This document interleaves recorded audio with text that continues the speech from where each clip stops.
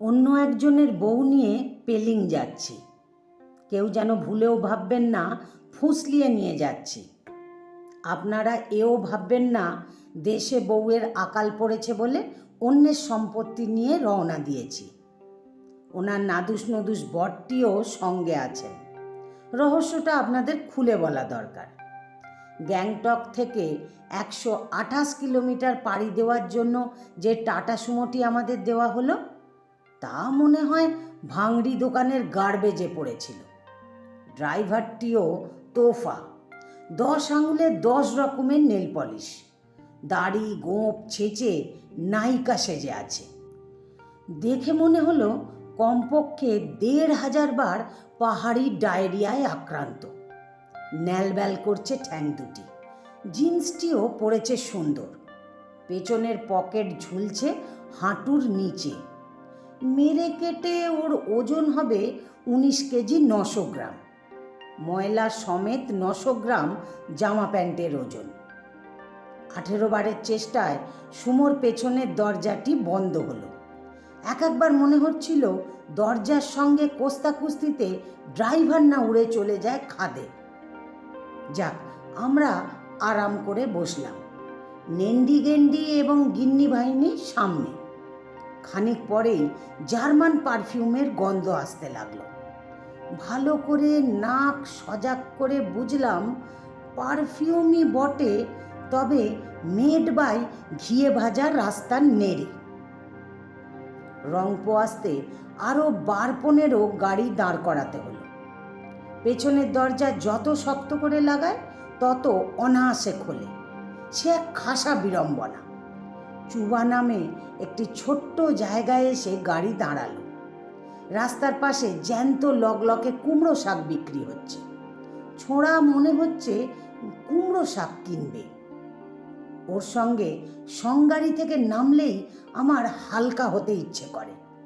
ইচ্ছেটা আসলে আতঙ্কের। গাড়ি চাপলেই মনে হয় এই বোধহয় বেগ পেল। আর বাঙালিকে এ ব্যাপারে আমি লাইন দিতেও দেখেছি। পাশেই ঝোপঝাপের মধ্যে দিয়ে একটি হাঁটা পথ নেমে গেছে নিচে। ভাবলাম যাই কম্মটি সেরে আসি গিয়ে। পথ এতই পিছল ছিল, নামতে গিয়ে চিৎপটাং হয়ে হুমড়ি খেয়ে পড়লাম খানিক নিচে। ঝাড়া দিয়ে উঠে আরও খানিক নিচে নেমে দেখলাম এক অনির্বচনীয় দৃশ্য। এক অ্যাভারেজ বাবার আখড়া। এরা সবাই বাবা, তাই অ্যাভারেজ বাবা। চেলাও আছে কজন, হাতে হাতে ঘুরছে কলকে। আহা হা হা, এই তো কৈলাস। আমি আরেকটু এগোতেই আমাকে রাজকীয় অভ্যর্থনা জানানো হলো। এক চেলা সহাস্যে বললেন, রাস্তা থেকে নিশ্চয়ই মধুর গন্ধ পেয়েছিলেন, আসুন আসুন। 2 হাত প্রসারিত করে এমনভাবে আমন্ত্রণ জানালেন যেন কোলে বসাবেন। আমার গিন্নি সাক্ষী, আমি ধূমপান করি না, তবু অনিচ্ছা সত্ত্বেও এবং ভেতর থেকে টান অনুভব করায় সুখ টান ঝাড়লাম একটা। আহা হা হা, এ তো অমৃত সমান। মিনিট 15 পর সুমোর ঝাঁকুনিতে আমার মনে হতে লাগলো কে যেন কাতুকুতু দিচ্ছে। শুধু তাই নয়, আমি কারো কোনো কিছু চুরিও করেছি। আরও খানিক পরে যাকে নিয়ে পেলিং যাচ্ছি, তিনি পেছন ফিরে তাকিয়ে বললেন, এই আপনি একা একা হাসেন কেন? আমি বললাম, আমাদের গাড়ি মাথার ওপর দিয়ে উঠছে কেন? গিন্নি আমার বমির পর বমি চালিয়ে হাফ মার্ডার হয়ে নেতিয়েছিল। একটি কালো পলিথিনে তখনও কিলো 2 বহন করছিল উপযুক্ত জায়গায় ফেলবে বলে। সাদা মার্বেলগুলির মতো চোখ দুটি পাকিয়ে বলল, নেশা করেছো নাকি? অসহ্য, এই নাও ধরো। আমি ভাবলাম জিলিপি নয়তো তেলে ভাজা আছে প্যাকেটে। এমনিতে আদর করে তো কোনোদিন কিছু দেয় না। ভ্রমণের আনন্দে মনে হয় ফুর্তি চেপেছে দেহে। আমার পাশে সরকার বাবু। ওনার একটি বিশেষ গুণ আমার মনে ধরেছে। বউয়ের 28টি শাড়ির 2টি 69 কিলোর ব্যাগ এবং 7 জোড়া জুতোর ফয়েল অবিকল চিত্তে হাসি মুখে বহন করেছেন। গৃহিণীর অতি উত্তাপেও শান্ত থাকছেন এবং সুযোগ পেলেই নাক ডাকছেন।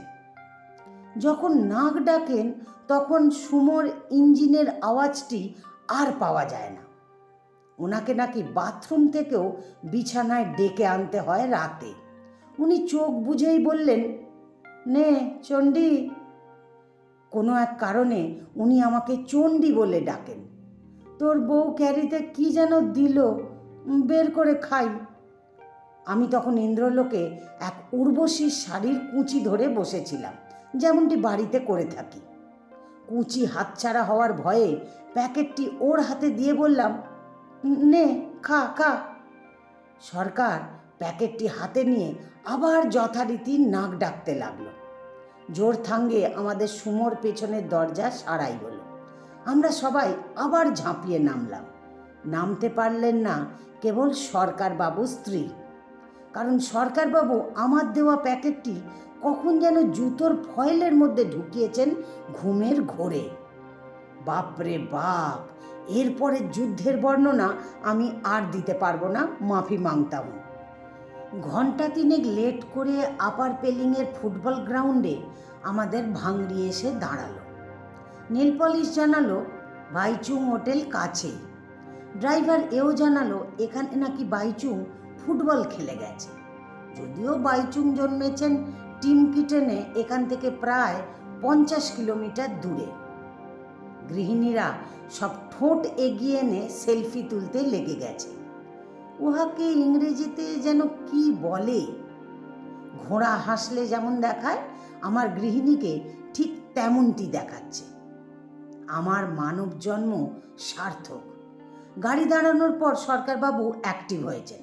তিনি হুঙ্কার দিয়ে বললেন, তুই ব্যাগ পাহারা দে, আমি হোটেল দেখে আসি। আমার নেশার ঝোল তখনও কাটেনি। ফুরফুরে হাওয়ায় কখন যেন ব্যাগ মাথায় দিয়ে ঘুমিয়ে পড়েছিলাম। ঘুমিয়ে ঘুমিয়ে স্বপ্ন দেখলাম আমি ডিভোর্সি এবং তিনি বাপের বাড়ির টিউশন টিচারের বাইকের পেছনে। এদিকে আমি বেলতলায় সবে 3 পাক মেরেছি।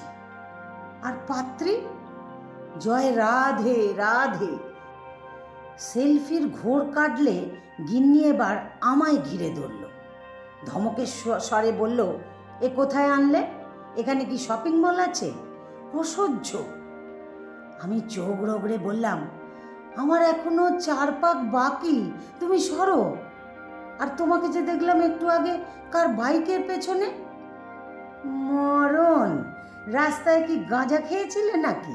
ভুলভাল বকছ। অসহ্য। বলছি এই জঙ্গলের মধ্যে আনলে কেন? এখানে কি শপিং মল আছে? শপিং মল শব্দটায় হৃৎপিণ্ডে আমার মারপিট লেগেছে।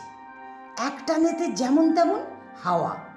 ভয়ে ভয়ে আদুরে গলায় বললাম, এখান থেকে কাঞ্চনজঙ্ঘা খুব পরিষ্কার দেখতে পাবে। হেলিপ্যাডে তোমায় ফুচকা খাওয়াবো, প্রেমিয়াংশী বৌদ্ধ মঠে নিয়ে যাব, স্কাই ওয়াকে চড়াবো, ওয়াটারফলস দেখাবো। খেচিপোর বলে একটা খুব সুন্দর লেকও আছে। কে শোনে কার কথা? তার শপিং মলই চাই। পরদিন ভোরে ঘুম ভেঙে চোখ চেয়ে দেখি হাতের নাগালে কাঞ্চনজঙ্ঘা। কি অপরূপ মোহময় দৃশ্য! মৃত্যুর আগের নিঃশ্বাস পর্যন্ত আমার মনে থাকবে সেই রূপ। তাকে তুলে বসিয়ে বললাম, দেখো দেখো, এমন আগুনের রূপ জীবনে একাধবারই ভাগ্যে মেলে। এই একাধবারই তার চোখ দুটো আমি চকচক করতে দেখলাম এবং স্বীকার করলেন, এমন দৃশ্য পেলে শপিং মল চাই না। তিনি ডগমগ হয়ে গালে একটা ঠোনা দিয়ে বলল, হোটেলওয়ালাকে বলে দাও আমরা আরও 2 দিন বেশি থাকব। আমার সে কি আনন্দ, আপনারা যদি দেখতেন। পুনশ্চ সেদিন রাতে সরকারবাবু স্ত্রী হোটেল বয়দের বিরুদ্ধে ভুলুক দেওয়ার অভিযোগ আনলেন বাথরুমে। অভিযোগটি মারাত্মক। আমি আর সরকারবাবু ফেলুদা আর তোপসে সেজে ইনভেস্টিগেশন করলাম দীর্ঘক্ষণ। শেষে সিদ্ধান্তে এলাম সরকারবাবু স্ত্রীরত্নটি মিথ্যে অভিযোগ করছেন। যাই হোক, হোটেলের ম্যানেজার আমাদের ডেকে নিয়ে জিজ্ঞেস করলেন সরকারবাবুকে, বউটি কি আপনার? সরকারবাবু এতই চটেছিলেন, তিনি অকপটে অস্বীকার করলেন মাথা নেড়ে। ও, তাহলে উনি আপনার মিসেস? এবার সরকারবাবুকে ছেড়ে আমায় ধরলেন। আমাদের দলে পুরুষ তো মাত্র 2টি। আমি অস্বীকার করলে হিসেবটি কি দাঁড়ায়? মার কি আর মাটিতে পড়বে একটাও? ফলে মৌন হয়ে রইলাম। আর মৌনতা কিসের যেন লক্ষণ? বুঝুন ঠেলা। কলমে বাবুরাম মণ্ডল।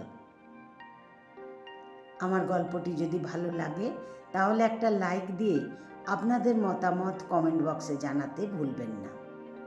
আর এরকম নতুন নতুন গল্প শুনতে আমাকে ফেসবুক থেকে যারা শুনছেন ফলো করে দেবেন, আর যারা ইউটিউব থেকে শুনছেন তারা আমার ইউটিউব চ্যানেলটিকে সাবস্ক্রাইব করে আমার সাথেই থাকবেন। ধন্যবাদ আপনাদের সবাইকে যারা এতক্ষণ আমার গল্পের সঙ্গে, আমার ভিডিওর সঙ্গে জুড়ে ছিলেন, আর ধন্যবাদ তাদেরকেও যারা এর পরেও আমার গল্পটি শুনবেন, আমার ভিডিওটি দেখবেন। ধন্যবাদ আপনাদের সবাইকে।